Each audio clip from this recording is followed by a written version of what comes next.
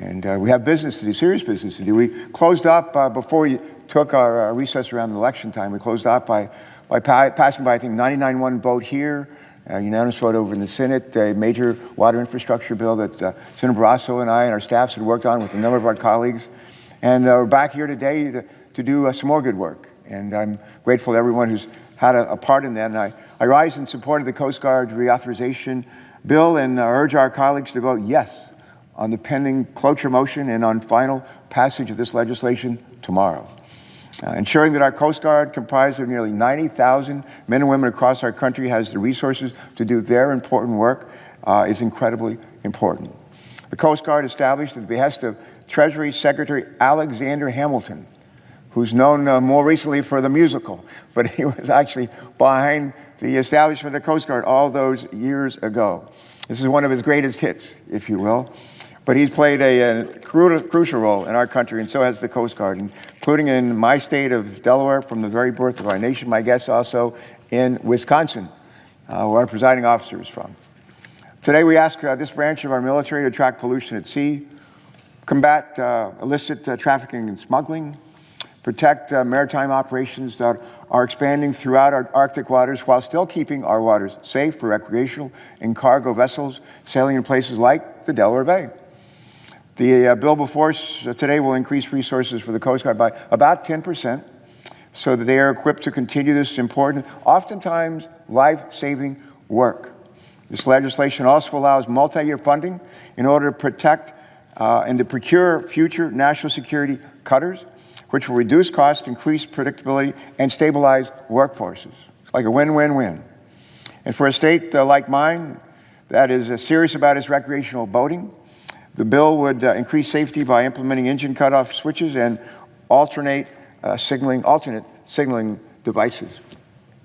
For the Coast Guard, the contingent based at Indian River Inlet in Delaware, about halfway between Rehoboth Beach and the Maryland line, Ocean City.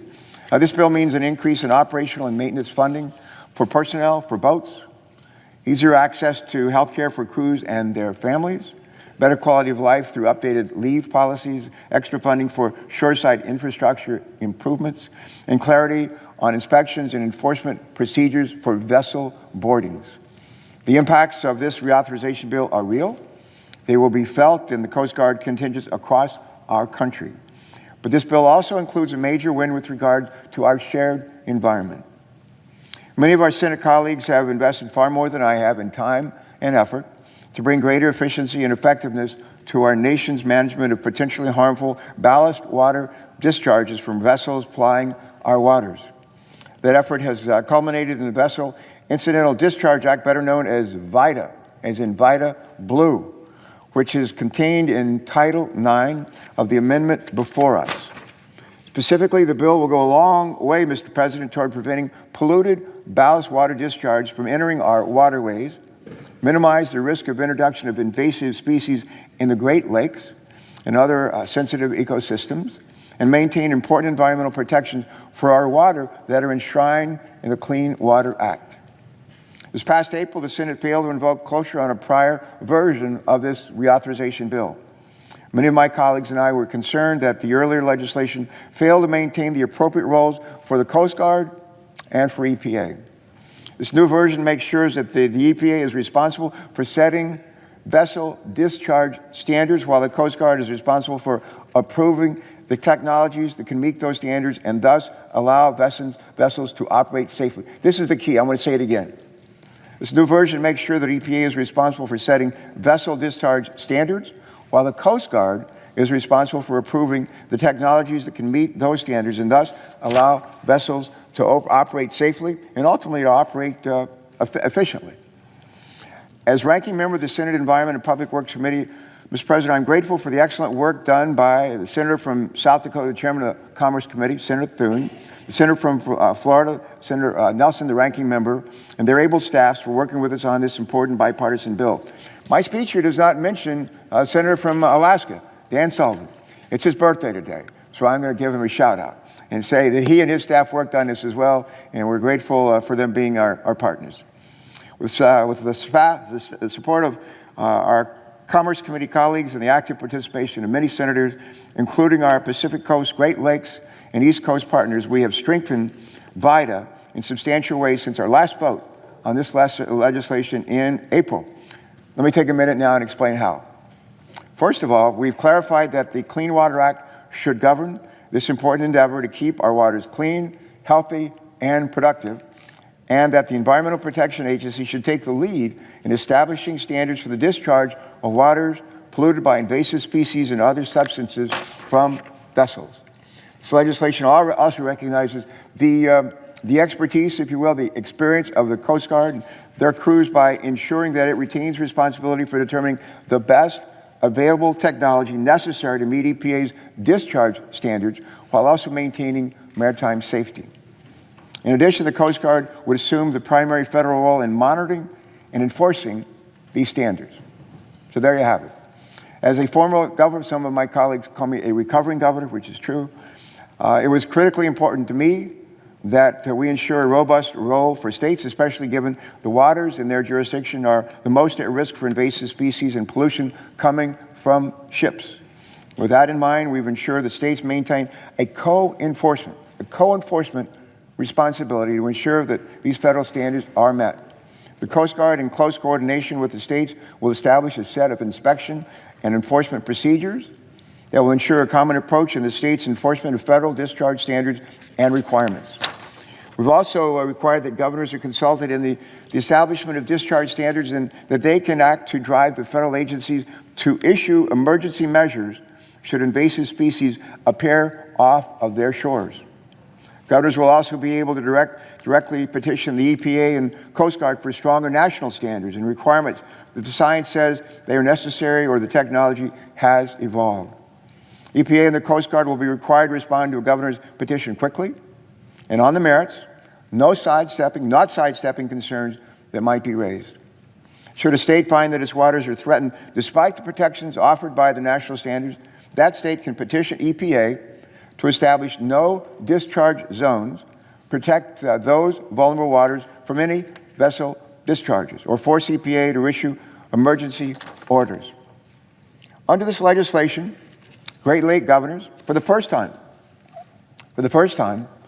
have a defined process to adopt stronger requirements and more protective equipment on vessels entering or traveling within the Great Lakes. In addition, a new aquatic nuisance species program is established that would address the waters of the Great Lakes and Lake Champlain. The bill also creates special ballast water exchange requirements to help ensure protection of critical Pacific region environments. And under all circumstances, no future discharge standards, regional requirements, or technology mandates can ever be weaker than the federal requirements that are in place today. Let me say that again. Under all circumstances, no future discharge standards, regional requirements, or technology mandates can ever be weaker than the federal requirements that are in place today. And furthermore, no state laws or regulations will be preempted unless and until the new, more proactive, more protective federal standards and requirements are in place, meaning that they are both final and enforceable by the Coast Guard and the states. This bill contains equal measures of environmental urgency and common sense. It sets clear roles and responsibilities for the federal agencies involved in implementing it, and it provides certainty and predictability to all who rely on our coastal waters and the Great Lakes to recreate, to fish, and carry our cargoes. Many of our colleagues realize that getting to this point has been a multi-year endeavor, and in the end, that is what has brought us together is a common approach, a common appreciation, rather, of how important our waters are to our country. And no matter how far away from the coast we may live, none of us are untouched in some way by the environment and resources extending from our shores. Again, let me commend everyone who has helped in ways both large and small to craft the important compromise that is before us today. And with its inclusion, we'll have a clear path to adopting a much-needed Coast Guard reauthorization bill with its strong VIDA provisions. I'd urge my colleagues to join us in supporting it, and by doing so, demonstrating that even on the heels of last week's election, the Senate is still committed to hammering out principled compromises on difficult but important issues like these. I might close, Mr. President, by harkening back to my days in the U.S. House of Representatives. After I was treasurer, I served in the House for a while. And got to be governor of my state and came here and joined our colleagues in the Senate. For 10 years, I served on the Coast Guard subcommittee of what was then the Merchant Marine and Fisheries Committee. And I had the opportunity to visit Coast Guard facilities, not just on the East Coast, but as far away as Alaska, Kodiak Island. And to understand well, I'm a retired Navy captain, spent a lot of time in airplanes, sometime on ships. I understand fairly well the important role that the Coast Guard does. And we certainly see that every day on the East Coast. We have huge tourist business on the shores, the beaches of Delaware. And the Coast Guard plays a hugely important role in that endeavor. So today, we thank and salute, Navy salutes the Coast Guard, and for all the men and women that are out there doing their job for all of us. And I again want to salute especially the three senators I mentioned earlier, Senator Thune, Senator Nelson, and Senator Sullivan, our birthday boy today, and for a job well done. And particularly, I want to say the folks on my staff. I'll just mention a couple of names: Christophe Touts, Andrew Rogers. I mentioned MF Repco, who is the leader, the head of our staff on the Environment and Public Works Committee, and our colleagues on the other side and on EPW. It's a good team effort, and people say to me all the time back home, I'm sure they say this to our presiding officer up back in Wisconsin, when are you guys going to get something done? And Senator Barrasso, John Barrasso, was just on the floor and spoke briefly to the presiding officer. He and I, working with our colleagues, Democrat and Republicans alike, got something big done. The Water Resources Development Act, big water infrastructure bill that we passed by a big margin, as I said earlier. And today's vote for, I don't care if you live on the coast or you live in the Great Lakes or some other place around our country, we all have a dog in this fight. And we're not just like talking about it, we're not just pointing fingers at one another, we're doing something about it. And we're doing it by working together.